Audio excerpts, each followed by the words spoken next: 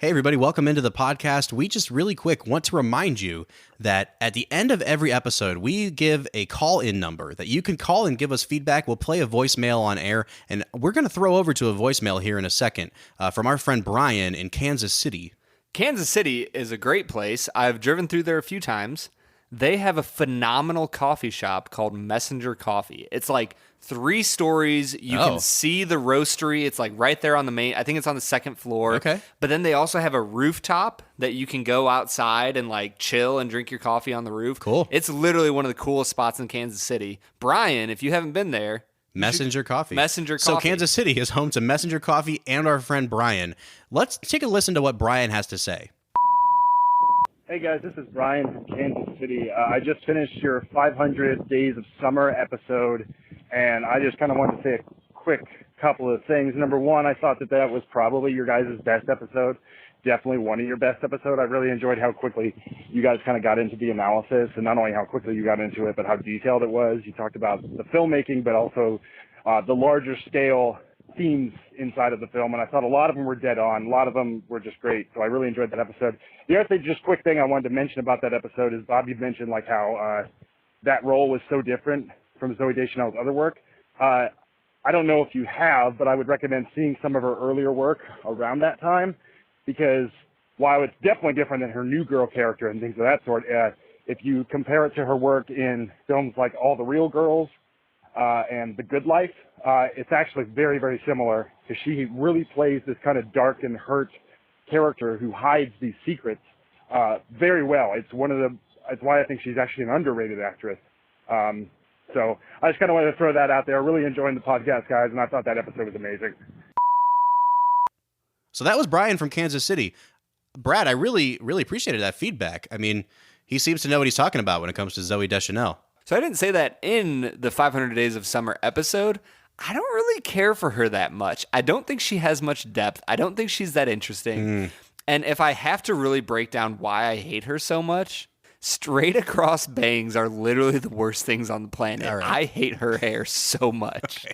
So if you want to call and tell Brad off, you can do that at our call-in line. We love to interact with you guys. We love to play voicemails on the air. Brad, where can they find us? 216-800-5923. Once again, that's 216-800-5923. And now, let's get to the show. In 1954, director Elia Kazan and star Marlon Brando gave the world a heartfelt portrait of one man's journey from corruption to redemption. In 2019, the Jack Daniel's Company gives us an 80-proof whiskey that they call Double Mellowed. The film is On the Waterfront. The whiskey is Gentleman Jack. And we'll review them both. This is the Film and Whiskey Podcast.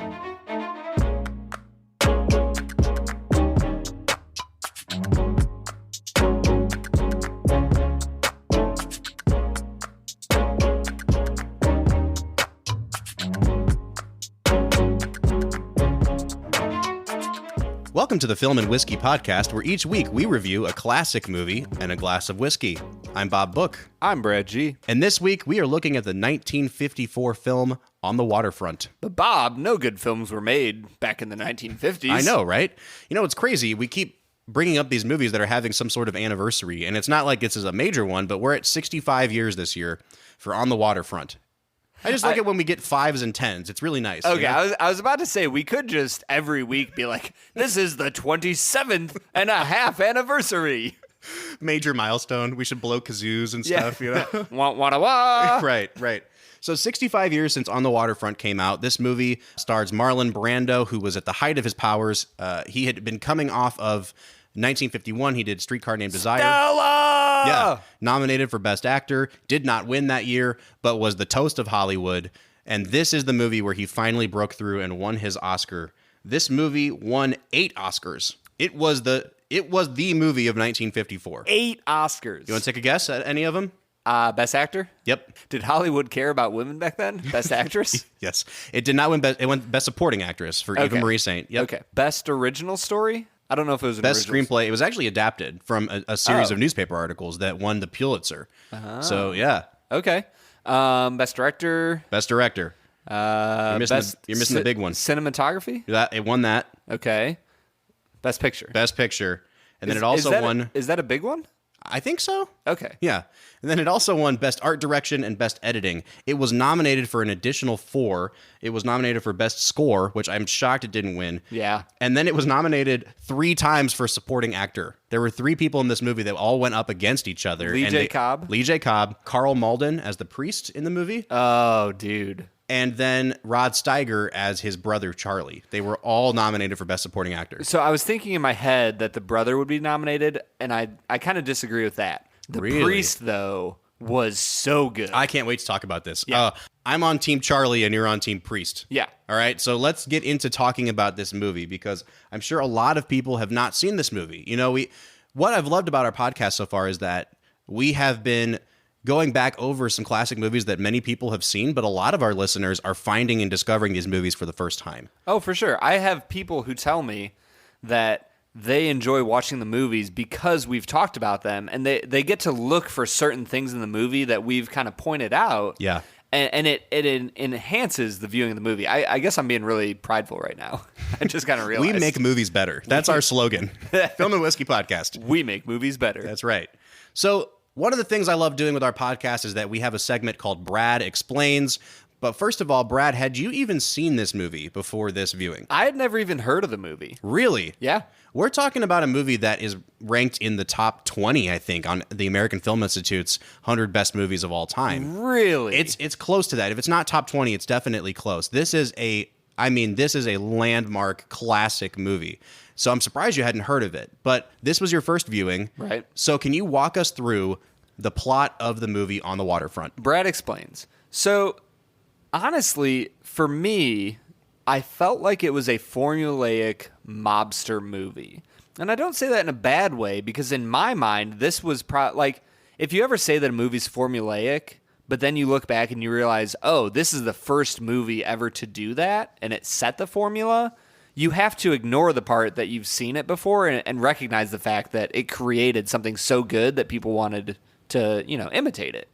And in my mind, that's how I would describe On the Waterfront. It's your classic movie about mobsters oppressing the common man and somebody who's in the mob kind of gaining a conscience and opposing the mob and bringing them to justice. Right. And in the context of this movie, the mob are the people that control the unions. And we're Right. talking about dock workers now. So they're controlling commerce and what's coming in and what's going out. And, they're obviously opposed to the workers really uniting because they run the union. Right. And so by running the union, they run everything. And they enforce things by throwing guys off roofs. And that's to get into the more explaining of the movie. Yeah. The movie is centered around a character named Terry Malloy, who's played by Marlon Brando. And he's not essentially a deep part of the mob. His brother is like the right-hand man of a mobster. And at the start of the movie, you see him calling up to a friend in an apartment and being like, hey, man, come on out so that I can talk to you. And then his friends, who are mobsters, are supposed to just rough the guy up. Well, they throw the guy off the roof because it turns out the guy was going to testify against them in court and bring them to justice. And so the entire movie is about Terry, Marlon Brando, reconciling the fact that his brother is in the mob, he's kind of a part of the mob, and he needs to figure out what's right, what's wrong. Yeah. How do I deal with the fact that my family is in the mob, but they're doing terrible things, and they're killing my friends, and they're oppressing the dock workers, and how can I become a better person? I think it's a great explanation.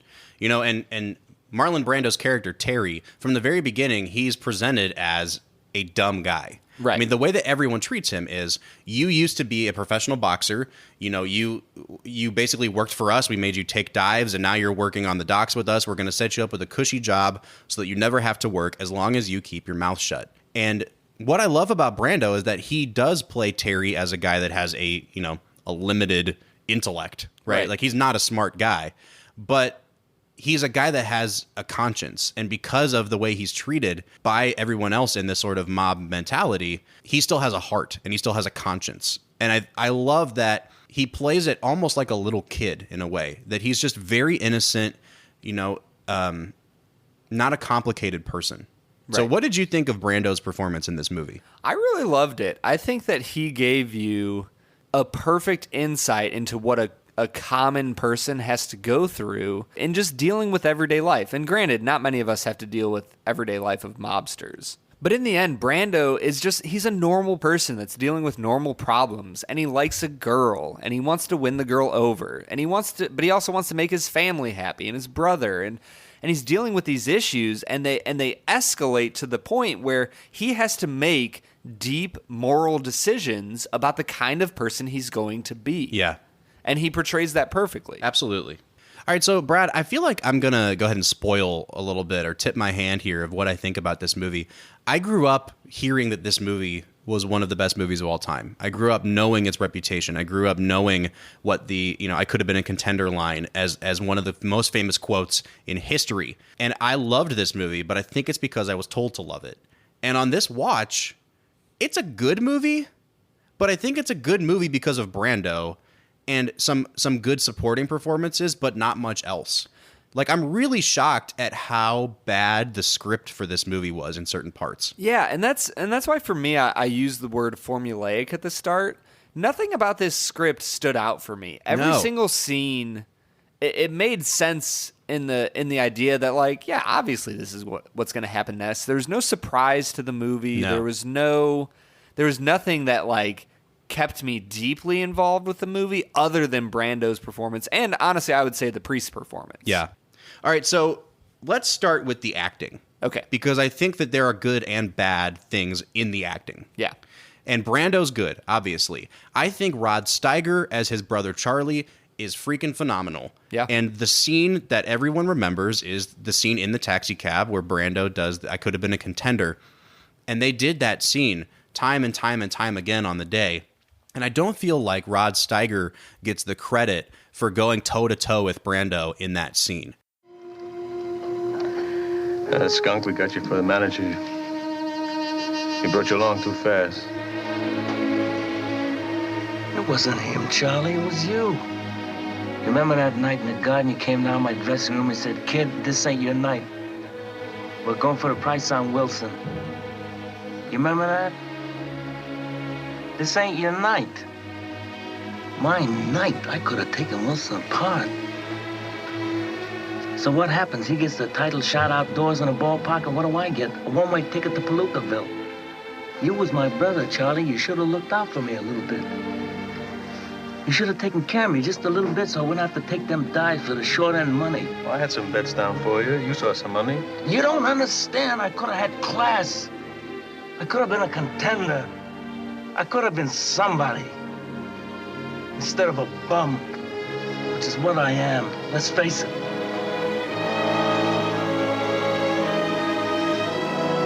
It was you, Charlie. What I love about that scene is that you finally get the layers peeled back on their relationship with each other. The whole movie, Brando's just been told, you work for us, keep your mouth shut, you're dumb, you're a washed up boxer. And you finally see the emotion come out in this scene where he tells his brother, it wasn't the manager you gave me that messed me up, it was you. You basically ruined my life. I could have been this great boxer if you wouldn't have made me take dives. And you're my brother, and you should have looked out for me. And to see the way Rod Steiger reacts to that, that scene is just such an emotional gut punch. So, Brad, what did you think of Steiger in this movie? I'm going to be honest with you. When you said that Steiger was up for Best Supporting Actor, I didn't see it. Other than that one scene with the taxi cab, I barely noticed him in the movie. Interesting. The whole movie, he was just kind of a stooge that stood by J Cobb, who I thought turned in a brilliant performance. Uh-huh. And I struggled to even notice that he was his brother, let alone a main character in the movie. That's so interesting to me because I almost have the complete opposite reaction, which is it takes a lot for a person of Rod Steiger's caliber. And I don't know if you've seen any other movies that he's been in, but he had a really famous movie career. And in some of his movies, he played like the J Cobb, where he was the guy that shouted. And for him to be able to blend into the background and to just be the guy that was a yes man Right. You saw how spineless he was. And then that scene with Brando is what sets him up as a character to have an arc and to finally say, you know what, no, enough's enough. This is my brother, and I am going to stand up for him. And I think, honestly, he was probably the most well-developed character in the whole movie. Yeah, I don't know if I could disagree with that. It's just hard to see a character arc when he's invisible for the first 3/4 of the movie. I get that. And I feel like in this movie, J Cobb, I have almost the opposite take on him as well. You know, we talked about J Cobb when he was in our 12 Angry Men episode. And what I loved about him in that movie was that they gave him like the peaks of screaming and yelling and being the angry guy, but also like the really emotional breaking down, crumpled up man moments. And in this movie, I think all he does is just yell at people. And there's really it doesn't take a lot of range to do what he did in this movie. Yeah, but I would also say that certain characters don't necessarily need range. They just need to do what they are called to do well. That's fair. And so I really loved J Cobb setting himself up as the wall that people need to bounce off of in this movie. You know what I mean? Like, he's the fence that pushes other characters to change and to grow and do things. And I think he does that brilliantly. Yep. And I'll totally agree. He plays the exact same character in 12 Angry Men that he does in On the Waterfront. But on the Waterfront, he doesn't have the quiet moments. Yeah, for sure. And I think you probably could have given him one or two of those where maybe at the very end of the movie, you see him pondering something about, like, maybe what I was doing wasn't good and right, and maybe I was just being selfish. But at the same time, I probably get the impression that he doesn't care. He probably knew that the whole time. So that leaves us with the third person nominated for supporting actor, who is Karl Malden, who played the priest. Now, I think we might be split on the priest a little bit, too. And it's not because of Karl Malden. I think he does a great job. But I think his character is just so, for lack of a better word, he just annoys me. Really? I mean, like... I could understand if you'd used the phrase one-dimensional. Yeah. But I liked that one dimension, man. For me, it's just that the lines they give him to read, they're just not realistic. Okay. You know, he's like, we got to stand up against these guys and we're not going to back down until we do. And then there's all these scenes of him standing on a box, on a pile of crates and like pointing at the mobster and saying... His literal soapbox. Yeah, exactly. And I think that it's just a little bit too much. It's a little too on the nose for me. You want to know what's wrong with our waterfront? It's the love of a lousy buck. It's making love of a buck, the cushy job, more important than the love of man. It's forgetting that every fella down here is your brother in Christ. But remember, Christ is always with you. Christ is in the shape-up, he's in the hatch, he's in the unit. He's kneeling right here beside Dugan. And he's staying with all of you. If you do it to the least of mine, you do it to me. And what they did to Joey and what they did to Dugan, they're doing to you. And you. All of you. And only you, with God's help, have the power to knock him out for good. I like what they wanted to do with that character, but I feel like they really could have used like somebody to rewrite his dialogue a little bit. Yeah, I could see that for him. I think one of the things I love about his character, though, is that he represents something that I feel like we've lost touch with in the last 30 or 40 years, which is the idea of a religious figure in a town fighting for the people of that town. Right. And I feel like we've so separated religion and common life of just the normal lives that people live that you don't get that idea that somebody religious, whether it's a priest or a pastor or, you know, whatever religion you follow, being so involved in your life that they're fighting for your welfare. Right. And fighting for your life so that you have a better life. And I think in certain ways he represents religion and, you know, spirituality at its best. And I do love that as the priest, he puts himself in a position where he puts his money where his mouth is, you know, for lack of a better term, because the people don't trust him. You know, they're like, we've seen priests come and go.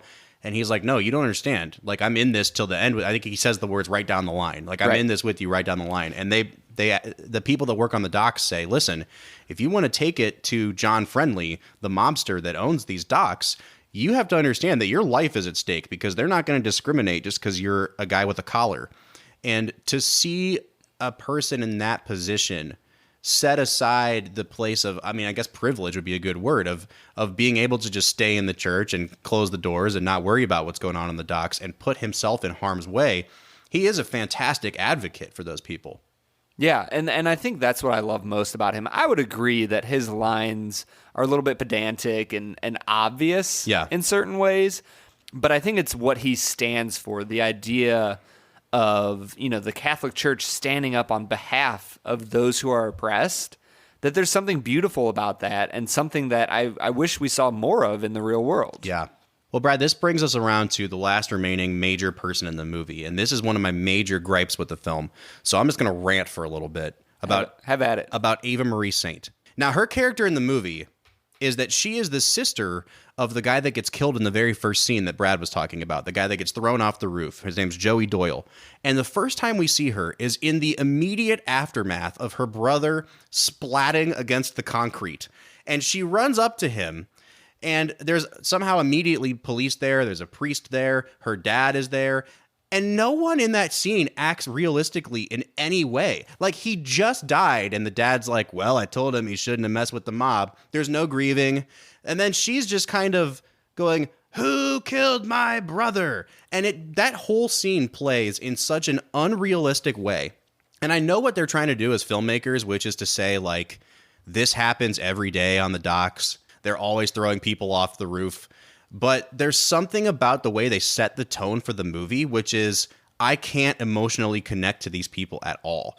And I feel like Ava Marie Saint's character takes the brunt of that for where the script falls short. Because throughout the movie, we don't really learn much about her character, and she's just used as a plot device to help Marlon Brando's character become a better person. The movie takes, I know I'm ranting here, but like the movie takes place over the course of like 4 days. And if you follow the way the movie is set up, the day after her brother dies, she's at this meeting at the priest's church where they're trying to like unionize. She's not grieving for her brother at all. We never see her brother have a funeral. When is that guy getting buried? Like her dad goes to the docks to work the next day and is like, well, what else am I going to do? This movie rushes things so much. And then the mob comes in and breaks up that church meeting. And then she's just out on the playground with Marlon Brando's character falling in love. And by the next day, they're like making out with each other. And I'm like, they just killed your brother. Her character has absolutely no development. And it's not her fault as an actress. It's just the most poorly written female character I think I've ever seen. Do you feel better? I do feel better. Yeah. No, I 100% agree with you. I wasn't impressed. No, I wasn't either. And like you said, I don't think it's necessarily because she's a poor actress, because she's not.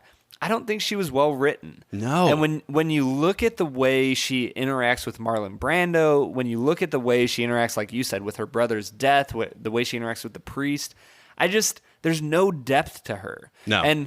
And with a character like J Cobb, Johnny Friendly, I'm okay with him not having depth. He is there for the characters to bounce off of. He's there to be a problem for them to overcome. She's not there for that. She should be growing. She should be changing, and she's not. Yeah. And that's a huge problem with the movie. Definitely. But it's one of the most, top 20 movies of all time. So don't worry about it. Don't worry about the problems with it, right? Hush up. Now, I will say, I don't think this movie actually takes place in 3 days. I think we're supposed to understand that the time has passed, like before Brando's character testifies against the mobsters. But the way that the movie lays it out is almost like this is a direct sequence of events. And I think that's one of the problems with the script. And one of my biggest problems with the script is the ending of the movie. It's an iconic moment to see Marlon Brando walking up, into the what do you call it? The shipyard or whatever. The dock. Yeah, up the dock. But I don't think that logically the ending of this movie makes any sense. Like, it's supposed to leave you on a high note, but a lot of what happens in this movie doesn't make sense from a screenwriting standpoint. And I feel like poor Ava Marie Saint is just thrust into the middle. She's of it. catching the brunt of that. Yeah. The ending of the movie, I didn't really understand what happened. Like, they beat him up, and then they're like, "Oh, he just assumes you can't get up, and if you can get up, then all of their power will be gone." This is good. Let's talk about what happens at the end of the movie. So in the course of the film, Brando decides that he's no longer cool with them just killing people, and and decides that he's going to testify against them. And they get word of it. And so they send Brando's brother to try to talk some sense into him. It doesn't work. They kill Brando's brother, and that's the last straw. He testifies against the mob. They basically make him an outcast. They don't kill him because it would draw too much attention. Right. He goes back to the docks to try to find some work and stand up against them. And they beat him to a pulp. And what's really weird about the way this movie ends is that he goes and confronts John Friendly in his office there on the waterfront. And all of the workers, all the dock workers are like lined up for like a half mile along the edge of the dock watching this transpire. And they don't go help him. They don't go help him. And so at first they're like, well, he's one of their own anyway. Let them take care of themselves, right? But then as soon as he gets beat up, it's like they magically turn into like support for him. And what I love is that they beat Marlon Brando so badly that you hear J Cobb say something like, just let him lie here and take it. And they walk away. And then they cut to all these shots of the dock workers looking sad. But what I love is that they're showing the guys who are so far away from what's actually happening that there's no way they could have heard or understood what was going on. He was behind a building. That's what I'm saying. But they're like, they magically know. And then all of a sudden, they decide somehow that they're going to walk in and basically take care of this shipping order that came in as a way of demonstrating to J Cobb, you don't give us orders anymore. Right. But the way they decide to do that is by going to Terry, Marlon Brando, and saying, if you walk in, we'll walk in with you.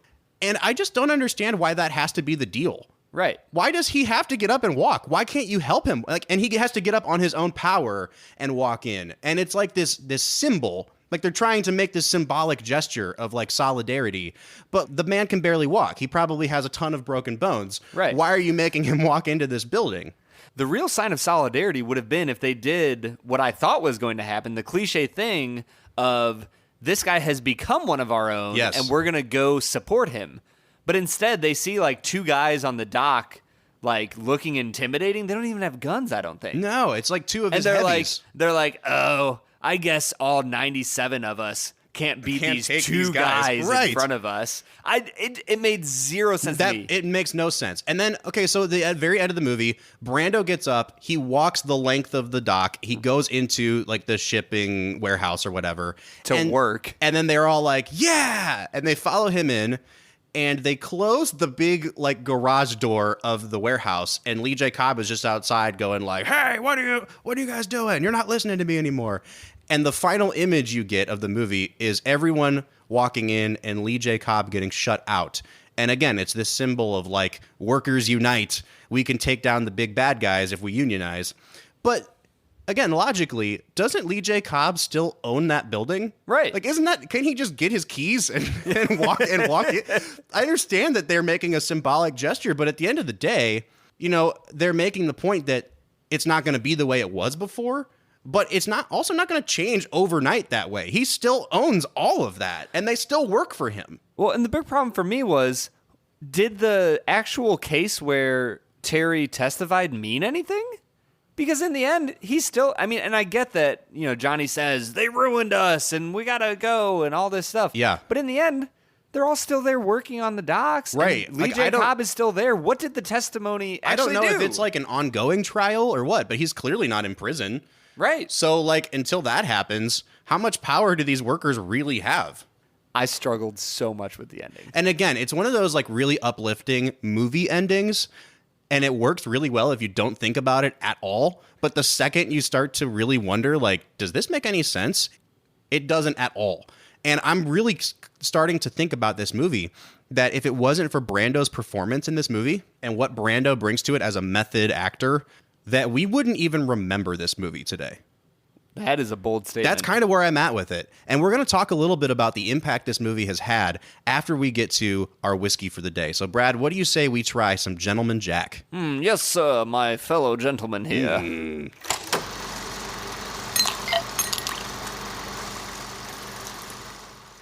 All right, so today we are trying Gentleman Jack. Now, this is a whiskey from Jack Daniels. It is 80 proof. What they say makes it different from regular Jack Daniels is that we know Tennessee whiskey is charcoal filtered. but apparently they filter it before it goes in the barrel and again before it goes into the bottle. And they say that this double mellows it. Now, I don't know if it double mellows it or if they're just taking good stuff out of it that would give it more flavor. And I guess we're going to find out. Brad, have you had Gentleman Jack before? I haven't. And honestly, it's been years since I had Jack Daniels. Me too. So I'm really interested to try this. So this is like a step up from regular Jack Daniels. It costs a lot more. Do you have any idea what you paid for this? I bought a pint of it. And so I think I spent around $20 or $25 on a pint. In the state of Ohio, a fifth of Gentleman Jack is going to cost you $30. Okay, so this is in that mid tier. Yeah, I mean, regular Jack Daniels is only going to put you back about $20, so it is significantly more expensive than Jack Daniels, but it's still not going to break the bank to try this out. Yeah, I was going to say, I think I paid about $20 for a pint of it, so it's not a terrible price, and that'll factor into value. But let's get started on the nose. Bob, what are you picking up as you put this up to your nice little schnoz?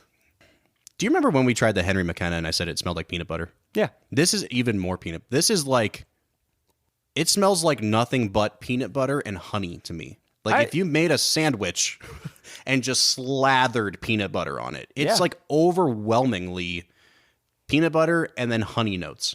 I could see that. Sometimes I think I just realized the reason I struggle with peanut butter on a spirit, a whiskey, is because the ethanol really hits at that peanut butter. But the more I'm smelling this, to me, it's not coming off as heavy as you're saying, but I can kind of sense that peanut buttery feel to it. For sure. It definitely has darker notes.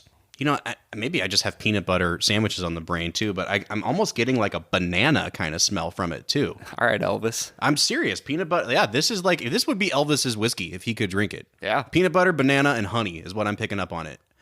Are you picking up any different notes than I am? Yeah, no, I would agree. It has those sweet notes because all of those things you just said are kind of a sweeter tasting item. All right, so why don't we give it a score on nose? What do you think, Brad? I am going to give it a 6.5. I really like the smell. It has a few different notes that hint at complexity. Most of them are sweet notes, like you said, but I'm really curious to see how this tastes. Yeah, I'm going to give it a 7.5 on the nose. I really like where this is going. As it mellows a little bit in the glass, I pick up a lot of smoke, and not in a sort of charred barrel way, almost in a scotchy smoke kind of way, which I really like. But coupled with those notes of peanut butter and banana, I'm going to give it a 7.5 on the nose. Brad's taking a sip. What do you think of the taste on this one? It's nothing like Jack Daniels. Good or bad? Decidedly above average. I'm still picking up a ton of peanut butter. I would really agree. Nutty. But it's not sweet at all. Like it tastes, really? It tastes like those more muted. I don't even know what the word is. If you could take the nuttiness of peanut butter without a lot of that sweetness, I'm just getting kind of a straightforward dark peanut note, and that's it. Yeah, and you're definitely hitting a lot of smoothness on your palate that you would get from an 80 proof bourbon. An 80 proof whiskey. So you're definitely, the ethanol comes a little bit more forward on the nose than it does on the palate. I'm actually really enjoying the taste of this. It's a good sipping whiskey. Yeah, and like I said, it's not overwhelmingly sweet. And I think that's the thing. When you compare this to an aged bourbon or something where you're just getting tons of corn and you're getting like sugary sweet, it's not to say this whiskey is bitter. It's just not bourbon sweet. And that's kind of what I was expecting from the nose. Yeah, and there's something else about it that, like, if we're really honest, Jack Daniels, the regular, is something that just punches you in the throat. Oh, yeah. Like, it is a powerful whiskey. And this, I really like, this might sound dumb, but the fact that they called it Gentleman Jack, I would say that's probably one of the best branding they could do for it, because it still has some of the flavors that you get from Jack Daniels, but it's a gentleman's Jack. It doesn't punch you in the throat. What would you say about the taste?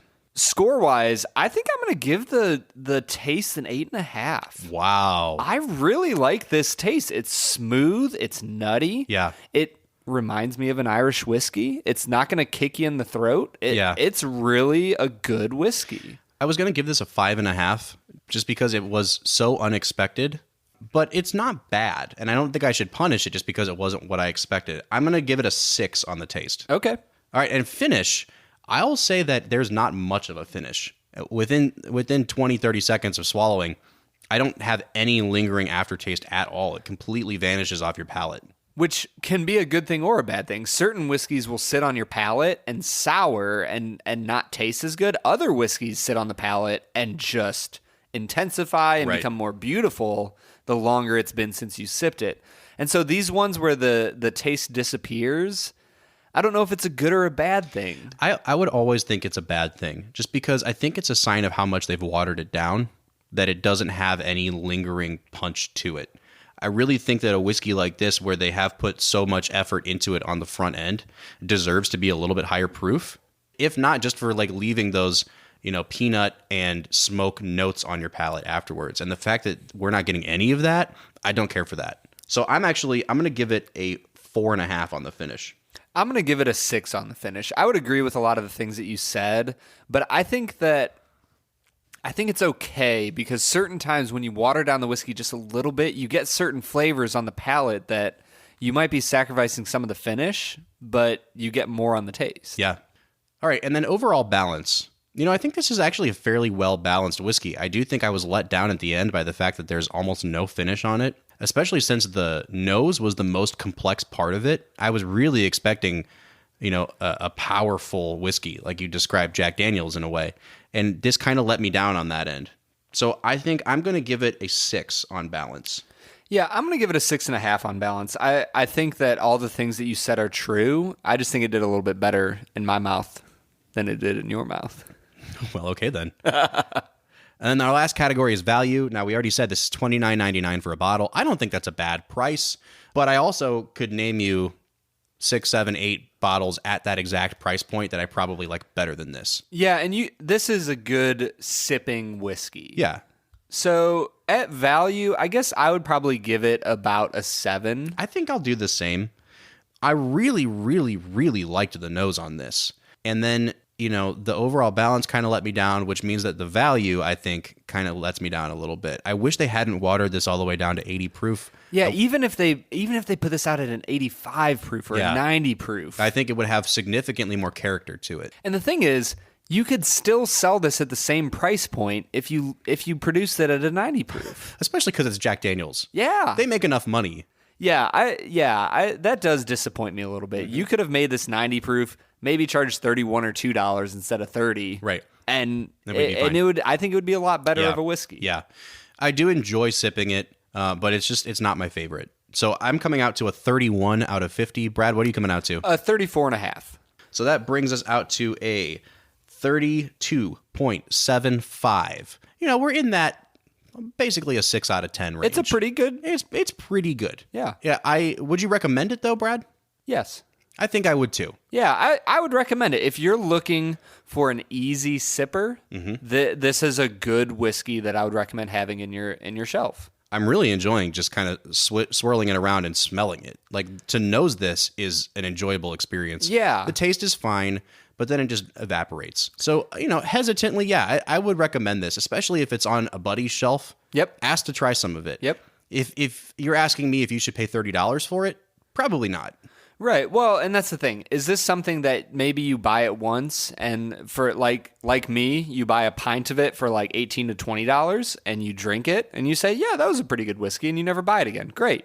Maybe it's something you enjoy a little more than we did and you keep it on your shelf for $30. Yep. Great. Like, it's a pretty good above average whiskey. Yeah, and that's just kind of where we're at with it. So this has been Gentleman Jack. What do you say we continue sipping on this as we finish our discussion of On the Waterfront? Which is a pretty good above average movie. Absolutely.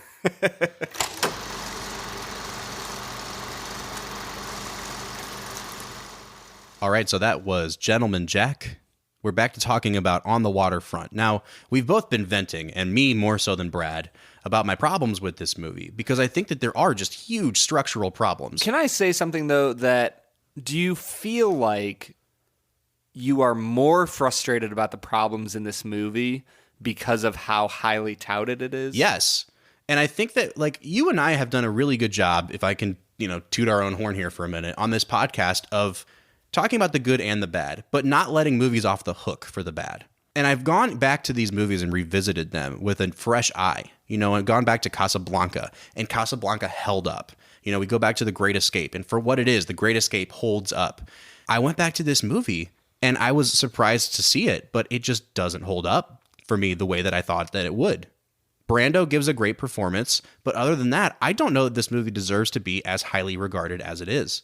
And Brad, we were even talking just before we hit record about one of your biggest frustrations with the movie. And I want you to bring that up a little bit because it revolves around one scene that is super problematic in 2019. Yeah, so this is one of those things where I don't want to try to pretend like I'm snobby, and just because I'm from 2019, I'm better or more moral than people from 1952.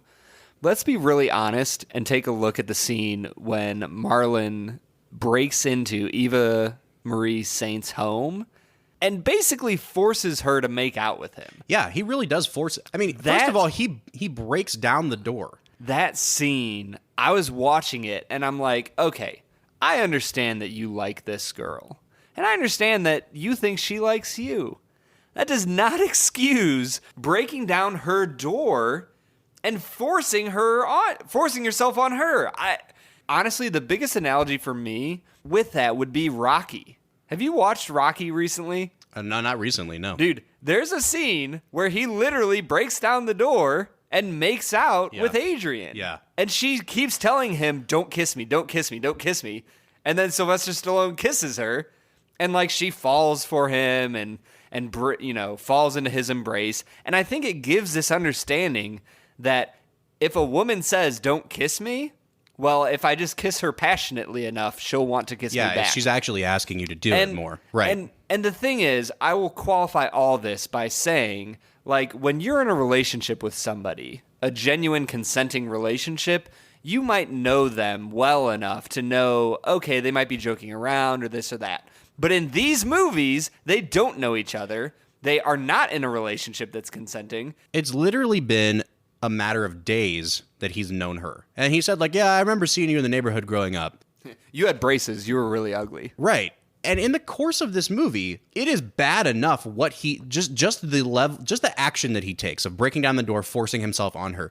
But when you add the emotional impact of what had just come before that in the movie, which is that the priest basically convinces Marlon Brando to reveal to Eva Marie Saint that he was involved in the plot to murder her brother. And he confesses that to her, and she runs away horrified.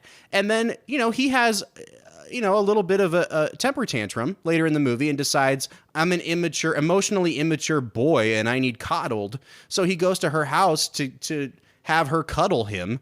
And she doesn't want that. And of course she doesn't want that. He helped kill her brother. And his response to that is, no, I get to take what I want, or I get to take what I need in order to be comfortable and to cope with what I'm going through. Yeah, I struggled so hard with that scene. And there's the part of me that doesn't want to go as far as we're going and be like, you know what? Like, it's okay to pursue love, and it's okay to pursue a relationship with other people. And sometimes you might do things to pursue a relationship that might not be considered okay by the common society. And I understand all of that. But this movie did not portray that well. And I truly struggled with that scene. And I mentioned this before we went to the whiskey segment, which is, honestly, if it wasn't for the presence of Marlon Brando in this movie, would we even remember it? And I think in some ways that's a really bad argument, because you can make that argument with any great movie. Because great movies are made by great actors and great directors. If you had taken Henry Fonda out of 12 Angry Men and you plugged in Pee Wee Herman, like it's a different movie, right? And it's a crappy movie. But I honestly think that what's happening here is that Brando is elevating the material to such an extent that when we look back on this movie, we're looking back on the movie for Brando's performance, and we're overlooking or we're excusing everything else. Yeah, as somebody who had never even heard of On the Waterfront, let alone known that it was so highly regarded, I mean, I know that we're not there yet. It's a 7 movie, and like that's probably going to be my final score. Like it's above average. It's a good movie. Marlon turns in a great performance. Absolutely. But there's major issues with this movie And it's just okay. Now, and there's historical context you can add to this movie. Like, Elia Kazan had been brought before the HUAC hearings, the House Un-American Activities Committee, which were led up by Joseph McCarthy to try to weed out communists when he was on his witch hunt. And they went hard after Hollywood, writers and directors especially, some actors. And Elia Kazan had named names. He had basically ratted out everybody that he knew that was a communist. And this movie is viewed by a lot of critics as his sort of allegory for what he went through, which I also think is really problematic, because is he portraying all of his friends that were communists as like mobsters? Is he trying to say that the communists were after him the same way the mob was after Terry? It makes for a really complicated allegory. And I appreciate that Kazan was working through this script to get out his own emotions about what he had just gone through in front of McCarthy. But I also don't think that just knowing that fact makes this a better or a worse movie in any way. Right. It's just an interesting fact that, tidbit about how the movie was made. Absolutely. And why it was made. So, Brad, you have kind of already hinted that your final score would be a 7 out of 10. I'll go ahead and say it. It's a 7 out of 10. Yeah. It's an above average movie. It has some really good performances, and not just Marlon Brando. I think that J Cobb turns in a great performance. I think that Karl Malden turns in a really good performance. The place where the movie most struggles, I think, is the writing. Yeah, for sure. The writing really struggles. It doesn't create compelling characters other than Terry. Yeah.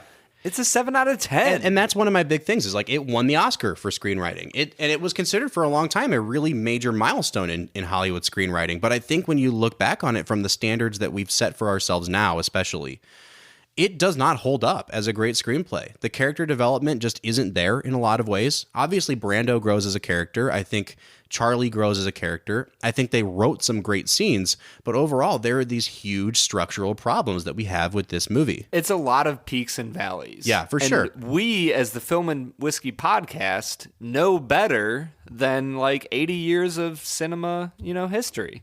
So we're better than them. And, Absolutely. And we know that this is... We make movies better. TM. Yeah. Right? Film and Whiskey. We make movies better. Here's what I'll say for my final score. I think that this movie has some scenes that are among the best scenes ever filmed. I love the taxi cab scene, obviously. And I think that the scene where Brando finds Charlie dead emotionally is so compelling. It's so good. It's so good. But then the movie just moves right on from that. And they don't let us linger there. And you don't really feel the emotional resonance of some of these scenes. And like Brad said, it's peaks and valleys. I do think it's a well-made movie. I do think we should still be watching it in 2019. I do not think it's one of the 2025 best films ever made. I'm going to give it an 8 out of 10. And that brings our final average to a 7.5 out of 10. Which is, honestly, out of all the movies we've watched, on the lower end of scores. For sure. For sure. But we want to know what you think. So if you love On the Waterfront, if you are a Marlon Brando stan, if you want to write into us, call into us, and just ream us out for what we've been talking about with Marlon Brando, go ahead and do it. Brad, where can they find us? They can find us on all of the social medias at Film Whiskey with an E. At Film Whiskey with an E, or you can call our call-in line. What's calling someone? Right. I don't understand. Can they text instead? Well, yeah, that's an idea. Give us a call. Leave us a voicemail. Our number is 216-800-5923. Once again, that's 216-800-5923. Next week, we'll be back talking about the 2002 Steven Spielberg hit, Catch Me If You Can. Guys, I'm not going to lie to you. I love that movie. I can't wait to talk about it. I'm super excited to get into it. For the Film and Whiskey podcast, I'm Bob Book. I'm Brad G. We'll see you next time.